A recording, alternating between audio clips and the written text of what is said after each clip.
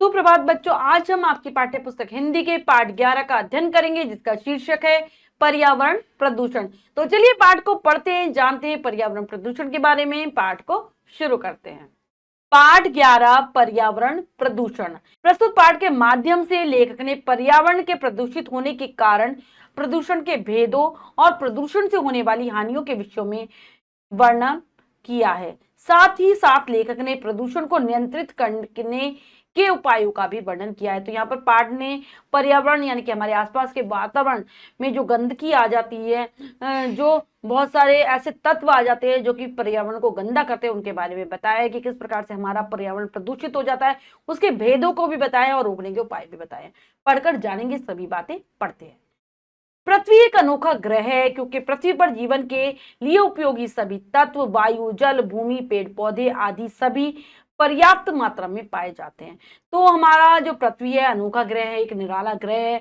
यहाँ पर जो जीवन के लिए जो आवश्यक चीजें हैं, जिसके द्वारा हमारा जीवन चलता है, जैसे वायु हो गई, जल हो गया, भूमि, पेड़ पौधे सभी मिलते हैं पर्याप्त मात्रा में। पेड़ पौधे सजीवों को प्राणवायु प्रदान करते हैं। नदियां शुद्ध जल प्रदान करती हैं और भूमि तरह तरह के अनाज उत्पन्न करती है। इसी कारण पृथ्वी का वातावरण बहुत सुखदायी है। तो पेड़ पौधे हमें क्या देते हैं? प्राणवायु देते हैं, क्योंकि पेड़ पौधों से ही तो हमें ऑक्सीजन मिलती है, तभी तो हम जिंदा रह पाते हैं। सजीव प्राणी तभी जिंदा रहते हैं बच्चों। और इसके अलावा भी बहुत सारी चीजें हमें पेड़ पौधों से मिलती है। नदियां हमें साफ पानी देती है, जिसको हम पीकर जिंदा रहते हैं। और भूमि पर हम अनाज उगाते हैं, जिससे हमारा जीवन अच्छे से निर्वाह हो पाता है। इसी कारण पृथ्वी के जीवन को सुखदायी कहा गया है, कि सुखों से भरा है पृथ्वी का जीवन। लेकिन आज हम सभी परेशान हैं कि समय पर वर्षा नहीं होती, कहीं अतिवृष्टि होती है, कहीं अल्पवृष्टि, तो कहीं अनावृष्टि।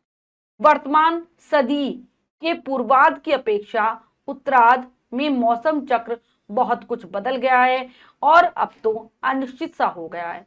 पहले हर मौसम प्राय समय पर आता था और वर्षा नियमित रूप से होती थी, लेकिन आजकल हर कोई परेशान है। या तो वर्षा होती ही नहीं, या बहुत ज्यादा हो जाती है, या कम होती है, और कहीं कहीं तो सूखा ही पड़ जाता है।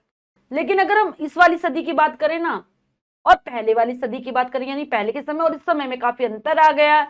और अब मौसम तो कुछ अनिश्चित सा हो गया, मतलब समय पर आता ही नहीं है। पता ही नहीं चलता कि कब कौन सा मौसम हो रहा है, कब क्या हो रहा है। और वर्षा की तो नियमितता खत्म हो गई है। यह स्थिति केवल भारत की ही नहीं बल्कि संपूर्ण विश्व की है। कहीं इतनी वर्षा होती है कि बाढ़ के कारण जन और धन की अपार हानि होती है, तो कहीं बिल्कुल वर्षा नहीं होती, जिससे खड़ी फसलें खेत में नष्ट हो जाती है। तो ये अगर हम बात करें भारत की ही नहीं है, जितने भी संसार में देश सभी का यही हाल है। कहीं तो इतनी ज्यादा वर्षा हो जाएगी कि बाढ़ ही आ जाएगी, नदियों में पानी रुकेगा ही नहीं, और जन धन की अपार हानि होगी, बहुत ज्यादा हानि होगी, नुकसान होगा। और कहीं वर्षा ही नहीं होगी, जिसके कारण जो खेतों में फसलें खड़ी हैं वो बर्बाद हो जाएंगी। कुछ देशों में बर्फ इतनी गिरती है कि जनजीवन अस्त व्यस्त हो जाता है। वायुमंडल में प्रदूषण और प्रकृति के असंतुलन के कारण नदियों में बाढ़ें आ जाती हैं, जिनके भीषण प्रकोप से पूर्वी भारत में जन धन की काफी हानि होती है। मतलब कुछ देश ऐसे हैं जहां पर बहुत ज्यादा बर्फ गिरती है, तो उनका जीवन बिल्कुल अस्त व्यस्त हो जाता है, सही से वो कुछ कर ही नहीं पाते। प्रदूषण लगातार बढ़ रहा है, प्रकृति में असंतुलन हो गया है, जिसके कारण नदियों में बाढ़ें आती रहती है, और फिर बहुत हानि होती है जन की भी, यानी कि लोग भी बहुत ज्यादा मरते हैं, और पैसे रुपए की तो बर्बादी होती है, क्योंकि जितना भी सामान रखा होता है वो पानी के कारण सारा खराब हो जाता है, बह जाता है। मौसम में इस तरह के बदलाव से सामान्य जन पीड़ित है और वैज्ञानिक चिंतित। यह प्राकृतिक विपदा मनुष्य निर्मित है, क्योंकि मनुष्य स्वयं प्रकृति का संतुलन बिगाड़ रहा है। तो ये जो परेशानी हो रही है ना, मौसम में जो बदलाव हो रहा है, इसके कारण हर आदमी परेशान है, और वैज्ञानिकों के लिए तो ये चिंता का विषय है। ये जो प्राकृतिक आपदाएं आ रही है, मनुष्य के द्वारा ही तो दी गई है, क्योंकि मनुष्य ने प्रकृति के साथ छेड़छाड़ की है, उसका संतुलन बिगाड़ दिया है। वैज्ञानिक खोजों से पता चला है कि मौसम में परिवर्तन और फेफड़ों के रोग, हृदय के रोग, कैंसर, मानसिक तनाव आदि का मुख्य कारण प्रकृति में असंतुलन है। कि जितनी भी हमारी परेशानी है ना, वैज्ञानिक खोजों में पता चला है, जो फेफड़ों के रोग हो रहे हैं, हृदय के रोग हो रहे हैं, कैंसर हो रहे हैं, जो लोगों को मानसिक तनाव रहता है, डिप्रेशन जो रहता है, वो सब प्रकृति में इसी असंतुलन के कारण हो रहा है। सच तो यह है कि धरती पर जीवन प्राकृतिक संतुलन से ही संभव हो सका। कि धरती पर जब जो जीवन आया था ना, वो कैसे था? प्रकृति में संतुलन था, इसीलिए जो प्राणी है वो जीवित रह पा रहे थे पृथ्वी पर। पहले प्रकृति के विभिन्न तत्वों में संतुलन था। धरती वनस्पतियों से पूरी तरह ढक न जाए, इसलिए घास खाने वाले जानवर पर्याप्त संख्या में थे, और इन जानवरों की संख्या अधिक बढ़ ना जाए, इसलिए हिंसक जंतु भी थे। इन तीनों में संतुलन था। पहले क्या था, प्रकृति में जितने भी तत्व थे उनमें संतुलन होता था, कि वनस्पतियां बहुत ज्यादा होती थी कि इनसे और धरती भर ना जाए, इसीलिए घास खाने वाले जानवर थे। अब घास खाने वाले जानवर ज्यादा ना बढ़ जाए, इसलिए हिंसक जानवर थे जो कि उन जानवरों को खाते थे। इन तीनों में बहुत संतुलन था। 1947 ईस्वी में हमारी आबादी 32 करोड़ थी, जबकि आज 125 करोड़ से अधिक हो गई है। जब हमारा देश आजाद हुआ था हमारी कितनी आबादी थी, 32 करोड़, और आज 125 करोड़ से ज्यादा। इस बढ़ती हुई आबादी को खिलाने के लिए उसी मात्रा में अन्न, सब्जी, फल आदि चाहिए, रहने के लिए घर चाहिए, पहनने के लिए कपड़े चाहिए, और उनकी अन्य आवश्यकताओं की पूर्ति के लिए विविध प्रकार की सामग्री चाहिए। तो भाई जितनी ज्यादा जनसंख्या बढ़ेगी उनकी खाने पीने की जरूरतें होंगी, उन्हें रहने के लिए घर भी चाहिएगा, बहुत सारी और अन्य जरूरतें उनको पूरा करना होता है। तो इसीलिए जंगलों को बड़े पैमानों पर काटा गया। उन पर खेती करने के लिए, घर बनाने के लिए, कल कारखाने लगाने के लिए, सड़कें और रेल पटरियां बिछाने के लिए भूमि चाहिए थी। तो बहुत बड़ी संख्या में जंगलों को काटा गया, क्योंकि खाली भूमि चाहिए थी खेती करने के लिए, भाई मकान बनाने के लिए भी चाहिए, कारखाने लगाएंगे, सड़कें रेल पटरियां बनाएंगे, तो सबके लिए भूमि की आवश्यकता थी, इसलिए पेड़ों को काटा गया। इतना ही नहीं, सिंचाई और बिजली पैदा करने के लिए बड़े बड़े बांधों के कारण जंगल के जंगल जलमग्न हो गए। हमारे कल कारखाने जंगलों पर निर्भर रहे हैं। उद्योगों ने पेड़ काटने की गति को तीव्र किया, पर कटे पेड़ों की जगह नए पेड़ लगाने और उनकी समय से पहले बड़े होने में कोई सहायता नहीं की। तो क्या करा कि अब सिंचाई के लिए पानी की आवश्यकता थी, बिजली पैदा करने के लिए पानी की आवश्यकता थी, तो बड़े बड़े बांध बनाए गए, जल को रोका गया, और उसके के कारण क्या हुआ, जो पूरे के पूरे जंगल थे वो पानी में डूब गए, क्योंकि जगह की आवश्यकता थी ना। और बड़े बड़े कारखाने लगाए गए, उसके लिए जंगलों से पेड़ को ज्यादा से ज्यादा काटा गया, और नए पेड़ नहीं लगाए गए, ना ही उनकी कोई व्यवस्था की गई। अधिक खाद्यान्न प्राप्त करने के लिए खेतों में अधिक से अधिक उर्वरकों एवं फसलों को बचाने के लिए कीटनाशक दवाओं का प्रयोग किया गया, जिससे खेतों की मिट्टी प्रदूषित हो गई। तो ज्यादा से ज्यादा अनाज प्राप्त करना था लोगों को, क्योंकि ज्यादा आवश्यकता थी, इसीलिए उर्वरक डाले गए, और उसके अलावा कीटनाशक दवाई डाली गई, जिससे कि जो मिट्टी की जो गुणवत्ता है वो खत्म हो गई, प्रदूषित हो गई मिट्टी। तीव्र गति से बढ़ती हुई आबादी भी कम गंदगी नहीं फैलाती। बड़े बड़े नगर बस गए, मल निकासी के लिए बड़ी बड़ी नालियां निकाली गई, जो अंततः नदी में ही गिरती। कूड़े कचरों और अन्य प्रकार की गंदगी जहां तहां फैल गई, अंत में उसे भी नदियों या जलाशयों में ही शरण मिलती है। तो ज्यादा जनसंख्या जब बढ़ेगी तो बड़े नगर बसाए गए, उनमें मल के लिए जो नालियां निकाली गई वो नदियों में मिला दी गई, इसलिए नदियां गंदी हो गई। और कूड़ा कचरा जो निकला, जैसी भी गंदगी निकली उसको पानी में डाल दिया गया, नदियों में, जलाशयों में, और फिर और कोई क्योंकि जगह ही नहीं थी।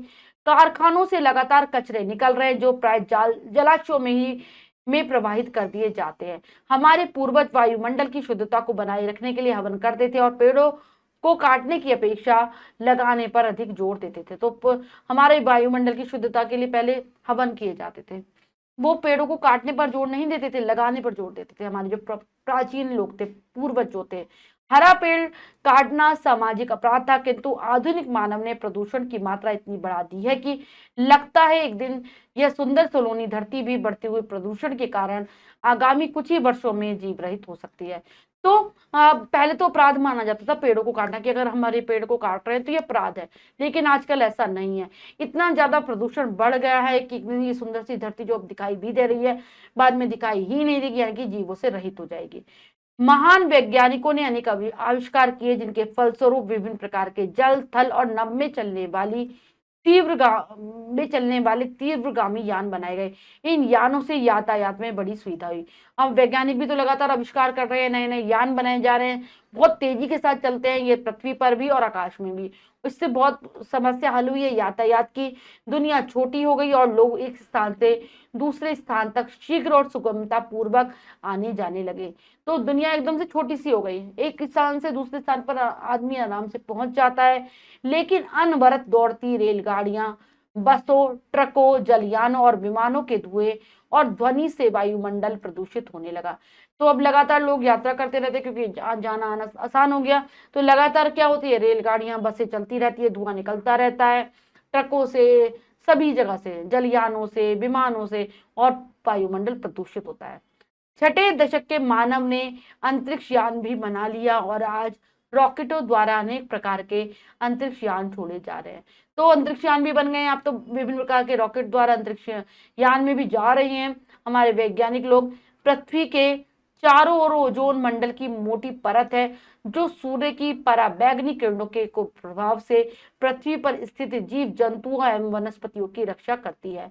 परंतु औद्योगिक विकास से जहां एक तरफ हमें अनेक सुख सुविधाओं की भौतिक वस्तुएं उपलब्ध हुई हैं, वहीं दूसरी तरफ इससे वायुमंडल में क्लोरोफ्लोरोकार्बन नामक गैस की मात्रा बढ़ गई है। तो हमारा जो क्या है, हमारे वायुमंडल को घेरे हुए चारों तरफ ओजोन की मोटी परत, जो कि सूर्य की पराबैंगनी किरणों को पृथ्वी पर आने से रोकती है, उसके दुष्प्रभाव से हमें बचाती है। लेकिन ज्यादा उद्योग धंधे लगाने से क्या हो रहा है, औद्योगिक विकास जो ज्यादा हो रहा है उससे क्या हो रहा है कि चारों तरफ क्लोरोफ्लोरो कार्बन गैस बढ़ती जा रही है, क्योंकि उद्योग धंधों से क्या होती है, हमारी सुख सुविधा की चीजें बनती है, लेकिन जो क्लोरोफ्लोरो जो कार्बन गैस निकलती है वो वायुमंडल में बढ़ रही है, जिसके कारण क्या हो रहा है, इसके कारण ओजोन की मात्रा कम होती जा रही है। यदि ओजोन मंडल की परत पतली हो गई तो सूर्य से आ रही पराबैंगनी किरणों से भूतलवासियों का बच पाना असंभव है। और ये लगातार अगर पतली होती जाएगी ना क्लोरोफ्लोरोकार्बन के कारण, तो जो सूर्य से पराबैंगनी किरणें आ रही हैं उनसे हमारा बचना मुश्किल हो जाएगा। प्रदूषण कई प्रकार के होते हैं, जिनमें मुख्य रूप से 4 प्रकार के प्रदूषण है। भूमि, जल, वायु और ध्वनि संबंधी। मतलब कई प्रकार हैं प्रदूषण के, लेकिन ये 4 मुख्य हैं, भूमि, जल, वायु और ध्वनि संबंधी। समस्त जीवधारियों को जीवित रहने के लिए प्राणवायु आवश्यक है। हवा के बाद जीवन की दूसरी अनिवार्य आवश्यकता है पानी। आज पीने के लिए शुद्ध जल नहीं मिल पा रहा है, जबकि अन्य जीवों, पेड़ पौधों के लिए भी शुद्ध पानी ही मिलना चाहिए। यह बात सर्वविदित है कि नदी का जल यदि एक स्थान पर दूषित हो जाता है तो पूरी नदी प्रदूषित हो जाती है। तो जो हमारा रहने के लिए हमें सबसे पहले क्या चीज की जरूरत होती है, वायु की, उसके बाद पानी की। तो आजकल तो ना वायु शुद्ध है ना ही पानी शुद्ध है। पानी तो हमें पीने के लिए ही शुद्ध नहीं मिल पा रहा, जबकि जीवधारियों को और पेड़ पौधों के लिए भी शुद्ध पानी ही चाहिए। यदि हम नदी के जल को प्रदूषित कर देते हैं तो पूरी नदी ही प्रदूषित हो जाती है। हम जानते हैं कि सांस की अधिकतर बीमारियां हवा की गंदगी के कारण होती है, और पेट की बीमारियां गंदे जल का सेवन करने से। शरीर को स्वस्थ रखने के लिए ये दोनों अत्यंत महत्वपूर्ण है। हमारे कल कारखानों और तेज चलने वाले वाहन भीषण शोर करते हैं, इन्हें भी नियंत्रित करने की आवश्यकता है, क्योंकि इनसे मनुष्य का मानसिक तनाव बढ़ता है, हृदय की धड़कनें तेज हो जाती हैं और श्रवण शक्ति कम हो जाती है। कभी कभी भीषण आवाज या चित्कार को सुनकर हृदय धक से धक रह जाता है, यहाँ तक कि कभी कभी हृदय गति रुक जाने से लोगों की मृत्यु तक हो जाती है। तो ये बात हम सभी जानते हैं कि जो सांस की बीमारियां हैं वो किससे होती हैं, वायु से होती है। पेट की बीमारियां पानी से होती है। तो हमारे शरीर को अगर स्वस्थ रखना है तो ये दोनों चीजें साफ होनी चाहिए। कल कारखाने शोर मचाते ही हैं और तेजी से चलने वाले वाहन भी शोर करते हैं, इनको भी रोकने की आवश्यकता है, क्योंकि ज्यादा तेज आवाज से मनुष्य में के अंदर मानसिक तनाव बढ़ता है, हृदय की जो धड़कन है वो बढ़ जाती है, सुनने की शक्ति कम हो जाती है, और कितनी बार जब बहुत तेज हम आवाज सुनते हैं तो हमारा हृदय धक से रह जाता है, धक से यानी कि हृदय गति रुक जाती है और हमारी मृत्यु हो जाती है। प्रदूषण की समस्या विश्वव्यापी है। विकसित देशों में बड़े पैमानों पर कल कारखानों और तीव्रगामी वाहनों के कारण प्रदूषण बढ़ गया है। इसी प्रकार विकासशील देशों में भी नित्य प्रति नए कारखानों और वाहनों के कारण प्रदूषण बढ़ता जा रहा है। तो ये समस्या हमारी देश की नहीं, सारे संसार की है।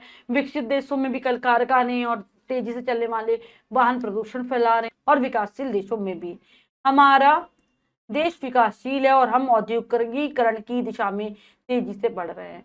यदि प्रदूषण की मात्रा इसी गति से बढ़ती रही तो वह दिन दूर नहीं जब धरती से जीवन लुप्त हो जाएगा, और लुप्त होने से पहले जीवधारियों की जो दुर्दशा होगी वह रोंगटे खड़े कर देने वाली होगी।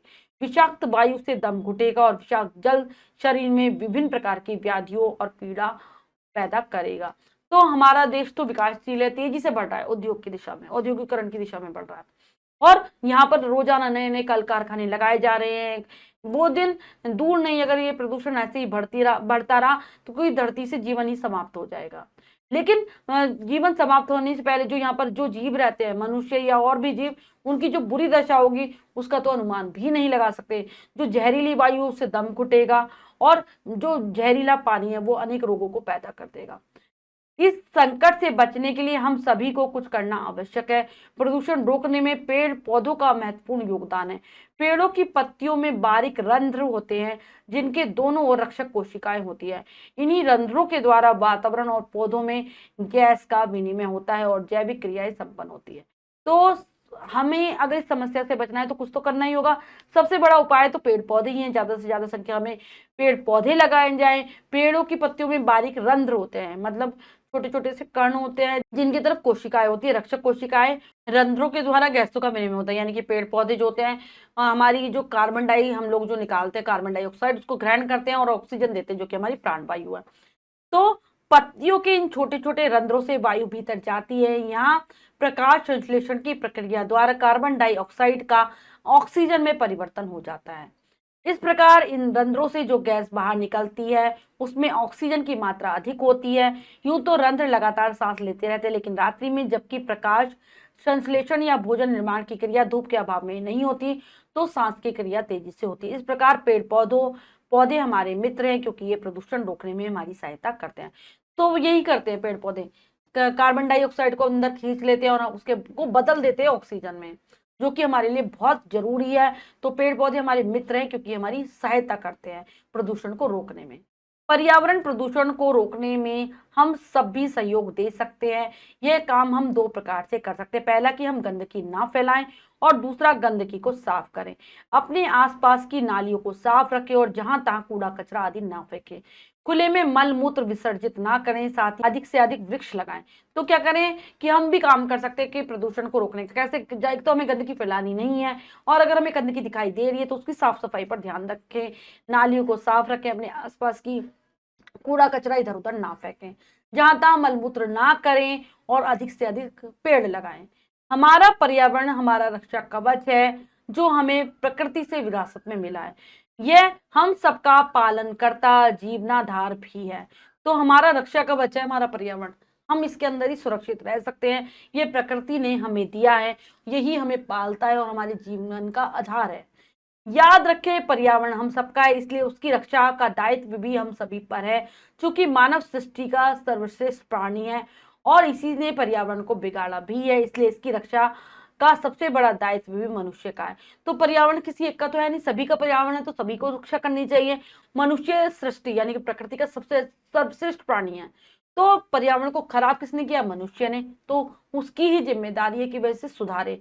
प्रदूषण रोकने का मतलब का यह मतलब कदापि नहीं कि हम अपने कल कारखानों को बंद कर दें या यातायात के साधनों का उपयोग ना करें और पाषाण काल में लौट जाएं या विज्ञान के चमत्कारों और औद्योगिकी को ताक पर रख दें।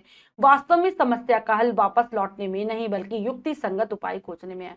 तो ये तो नहीं कह रहे कि प्रदूषण रोकने का मतलब है कि हम कल कारखाने जितने भी चल रहे हैं जिनसे औद्योगिक विकास हो रहा है उसको रोक दें, यातायात के साधनों का उपयोग ना करें, फिर तो हम पाषाण काल में चले जाएंगे, पुराने वाले समय में चले जाएंगे। नहीं, इसकी इस समस्या का हल क्या है कि हम कोई ऐसा उपाय सोचे जो बीच का हो, जिससे पर्यावरण प्रदूषण भी ना फैले और हमारे औद्योगिक भी तरक्की करते रहें।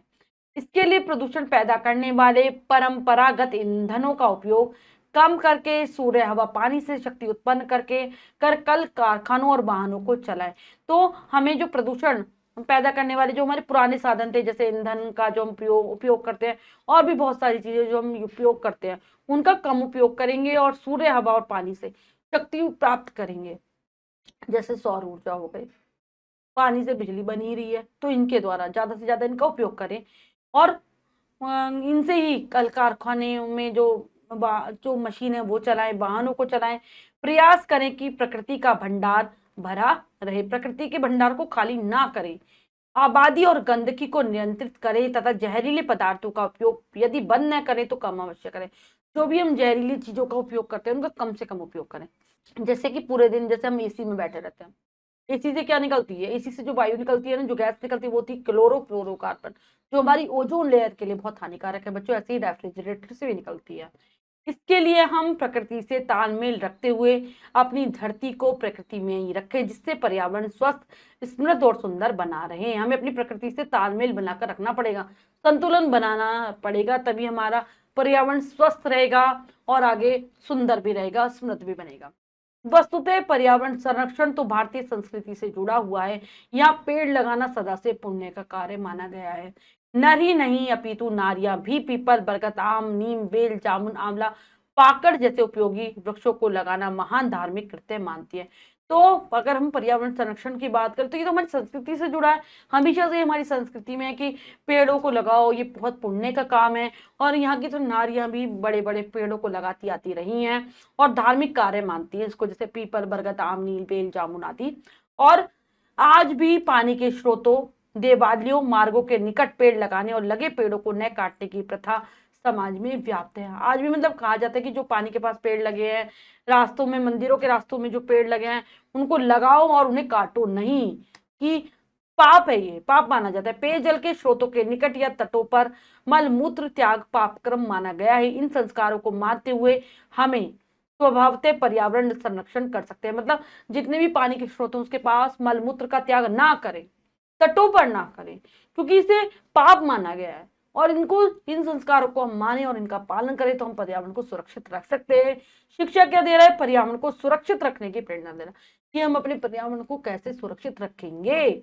और उद्देश्य क्या है? आसपास की सफाई रखनी चाहिए। बच्चों, पाठ को लिखने का उद्देश्य यही है कि हम अपने आसपास सफाई रखें, पर्यावरण को अशुद्ध ना करें। अब है पाठ के शब्दार्थ।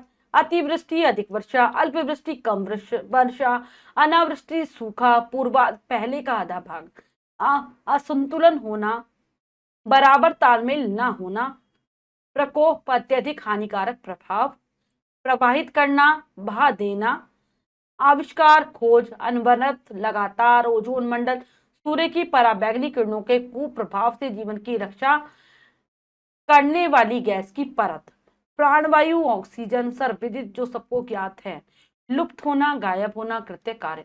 तो ये है पाठ के शब्दार्थ, इन्हें अच्छे से याद कर लेंगे। करते हैं अभ्यास कार्य, जो कि क्या सीखा के लिखित अभिव्यक्ति में से पहला प्रश्न है, सही विकल्प पर सही लगाइए। प्रश्न में 4 विकल्प है, 3 गलत, 1 सही। हमें सही विकल्प को चुनना है, सही का निशान लगा देना है। करते हैं। सूर्य की पराबैंगनी किरणों के कुप्रभाव से हमारी रक्षा करती है धरती, छाया, छतरी, ओजोन परत। तो कौन करती है? ओजोन परत। हवा के बाद जीवन की दूसरी आवश्यकता है पानी, भोजन, वस्त्र, आग। तो पानी है। हमारा रक्षा कवच है पुलिस, सेना हमारा पर्यावरण, या फिर मकान तो हमारा पर्यावरण। वायुमंडल की शुद्धता बनाए रखने के लिए हमारे पूर्वज करते थे, पेड़ लगाते थे, तपस्या, योगासन, पूजा। तो पेड़ लगाते थे। हमारी सुंदर धरती अत्यधिक प्रदूषण से हो सकती है हरी भरी, जीवन रहित, सुंदर, रोग मुक्त, तो जीवन रहित। पर्यावरण को स्वच्छ बनाने के लिए हमें पेड़ काटने होंगे, पेड़ लगाने होंगे। गंदा पानी नदियों में छोड़ना होगा, उपयुक्त सभी पेड़ लगाने होंगे। नेक्स्ट है, रिक्त स्थानों की पूर्ति कीजिए। तो चलिए करते हैं उचित शब्दों के द्वारा। हमारी पृथ्वी एक अनोखा ग्रह है। पृथ्वी के चारों ओर ओजोन ओजोन ओजोन मंडल की मोटी परत है। प्रदूषण की समस्या विश्वव्यापी है, यानी कि पूरे संसार में फैली हुई, विश्वव्यापी है। सन 1947 में हमारे देश की आबादी 32 करोड़ थी। बढ़ती हुई आबादी यानी कि जनसंख्या भी कम गंदगी नहीं फैलाती। पर्यावरण संरक्षण तो भारतीय संस्कृति से जुड़ा है। नेक्स्ट सुमेल कीजिए, 2 कॉलम में और बार मिलान करना करते हैं। वायु प्रदूषण क्या आ जाएगा? वायु प्रदूषण वाहनों का धुआं।